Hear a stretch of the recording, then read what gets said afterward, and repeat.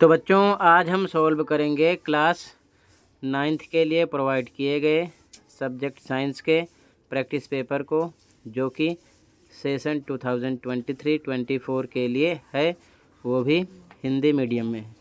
इससे पहले आपके जितने पेपर हुए दोनों शिफ्ट के, सबके आंसर अपलोड हैं। कमेंट में लिंक मिलेगी, ओपन करके अपने स्कोर चेक कर सकते हो कि आपने कितना राइट किया था, कितना रॉन्ग। तो कमेंट को चेक कर लेना और कमेंट में ही आपको लिंक मिलेगी लास्ट ईयर का एनुअल पेपर विद सॉल्यूशन देखकर प्रैक्टिस कर सकते हो, तो कर लेना, ठीक है। क्वेश्चन पे आ जाओ। खंड का यहाँ से स्टार्ट है।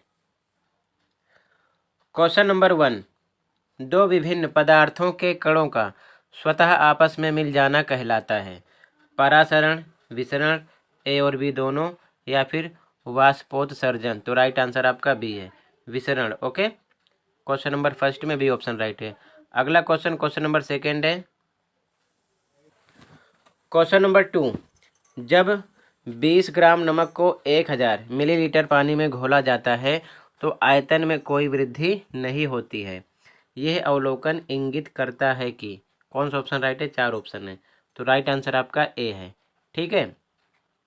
तो ये इंगित करता है कि पानी के कणों के बीच में रिक्त स्थान होता है जिसमें नमक के कण समावेशित हो जाते हैं, ठीक है। ए ऑप्शन राइट है।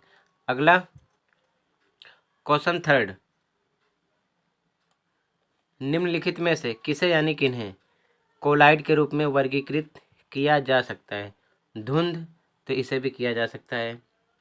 बादल, इसे भी किया जा सकता है। रक्त, इसे भी किया जा सकता है। वात युक्त पेय, इसे नहीं किया जा सकता। तो right answer first, second, third, यानी कि ए ऑप्शन हो गया आपका, ठीक है। अगला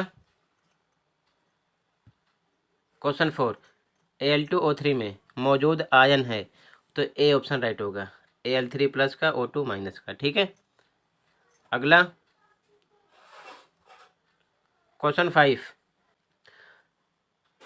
जल के अणु में हाइड्रोजन और ऑक्सीजन का द्रव्यमान अनुपात है। तो हाइड्रोजन और ऑक्सीजन का जल के अणु में द्रव्यमान अनुपात होता है 2:16, और इसको सॉल्ट करोगे तो 2 एकम 2, 2 अट्ठे 16, 1:8 हो जाएगा। ए ऑप्शन राइट हो जाएगा, ठीक है। अगला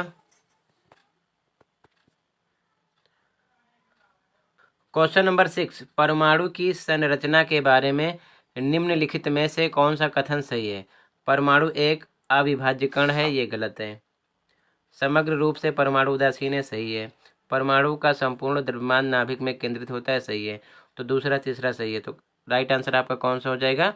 डी, दूसरा और तीसरा, ठीक है। अगला क्वेश्चन नंबर 7, Z = 13 वाले किसी परमाणु X में संयोजकता इलेक्ट्रॉनों की संख्या है। तो अगर इसे हम KLMN कोष में रखेंगे तो पहले में 2 होगा, 13 है, ध्यान रखना। दूसरे में पूरा 8 आएगा, 8 2 10 हो गया, बचा कितना? 3, तो 3 आ जाएगा, ठीक है। तो यहाँ पर आपका ए ऑप्शन राइट हो जाएगा। अगला क्वेश्चन नंबर 8, कोशिका में ग्लोजी उपकरण किसके लिए आवश्यक है? तो डी ऑप्शन राइट होगा, प्रोटीन की पैकेजिंग के लिए, ठीक है। अगला क्वेश्चन नंबर 9, निम्नलिखित में से कौन प्रकाश संश्लेषण कर सकता है? तो यहाँ पर आपका क्लोरीन काइमा होगा, बी ऑप्शन राइट हो जाएगा, ठीक है। अगला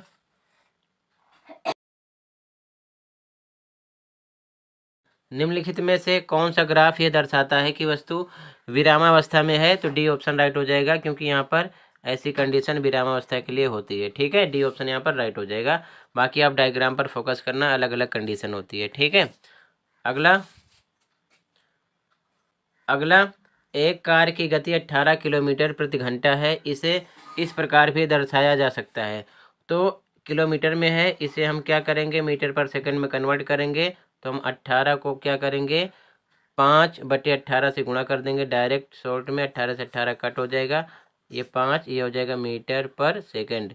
तो कौन सा ऑप्शन राइट हो जाएगा यहाँ पर? आपका ए ऑप्शन राइट हो जाएगा, ठीक है। मीटर पर सेकंड में हो जाएगा, क्लियर है।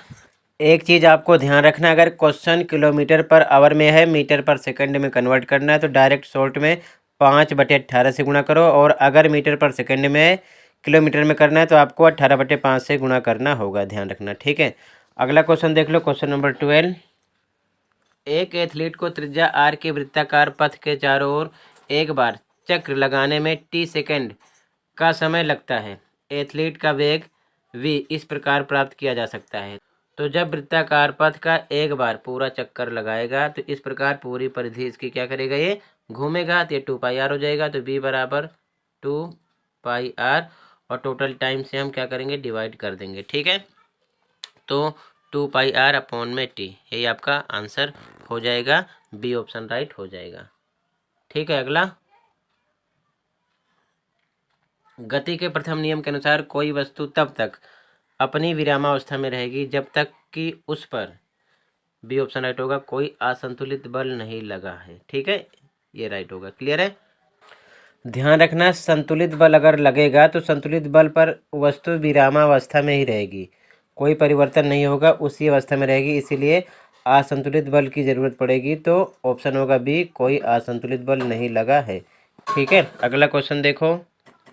अगला, यदि पृथ्वी पर एक ट्रक का द्रव्यमान 1200 किलोग्राम है तो चंद्रमा पर इसका द्रव्यमान क्या होगा। तो द्रव्यमान की बात हो रही है तो कोई परिवर्तन नहीं होता, सेम रहता है, 1200 किलोग्राम वहाँ पर भी रहेगा, ठीक है। तो यहाँ पर आपका सी ऑप्शन हो जाएगा, 1200 किलोग्राम के बराबर, ठीक है। अगला,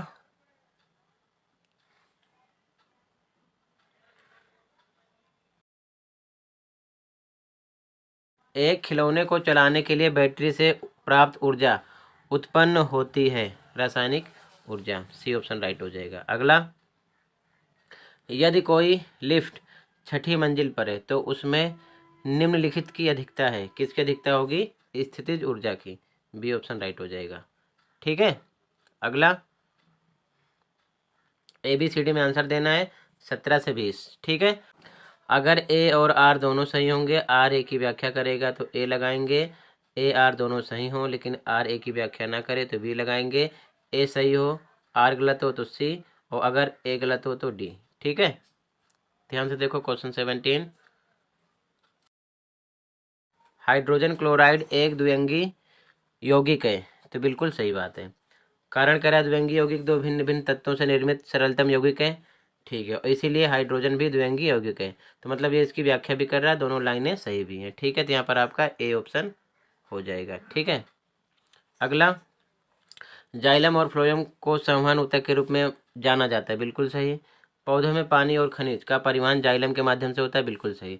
लेकिन यहाँ पर जाइलम फ्लोएम दोनों की बात कर रहे हैं, यहाँ पर केवल जाइलम की बात कर रहा है, तो लाइन दोनों सही है, लेकिन आर का ए से कोई मतलब नहीं है, ये इसकी व्याख्या नहीं कर रहा है, क्योंकि जाइलम की बात किया, फ्लोएम की बात करनी थी, इसलिए यहाँ पर बी लगा देंगे, ठीक है। लाइनें दोनों सही हैं लेकिन आर ए की व्याख्या नहीं कर रहा है, ठीक है। अगला, 19वां, किसी वस्तु की जड़त्व उसके द्रव्यमान पर निर्भर करती है, बिल्कुल सही। किसी वस्तु का द्रव्यमान उसके जड़त्व की माप है, बिल्कुल सही। और किसी वस्तु का द्रव्यमान उसकी जड़त्व की माप है, इसीलिए जो वस्तु की जड़ता यानी जड़त्व होता है उसके द्रव्यमान पर निर्भर करती है, इसका एक्सप्लेनेशन भी है, ठीक है। तो यहाँ पर भी ए ऑप्शन हो जाएगा आपका। अगला, नाइट्रोजन एक बृहद पोषक है, बिल्कुल सही। बृहद पोषक तत्वों की आवश्यकता अधिक मात्रा में होती है, बिल्कुल सही, ठीक है। और इसीलिए नाइट्रोजन एक बृहद पोषक है, ये इसका एक्सप्लेनेशन भी कर रहा है, तो यहाँ पर भी ए ऑप्शन हो जाएगा, ठीक है। तो टोटल मैंने आज 1 to 20 question section A complete किया, बाकी का सॉल्यूशन अगली वीडियो में प्रोवाइड कर दूंगा। तब तक कमेंट में लिंक मिलेगी, ओपन करके आप अच्छे से मैथ की प्रैक्टिस कर सकते हो। सभी क्वेश्चन विद एक्सप्लेनेशन आपको दोनों मीडियम में मिल जाएंगे, कमेंट को चेक कर लो। मिलते हैं अगली वीडियो में। Thank you for watching this video and take care.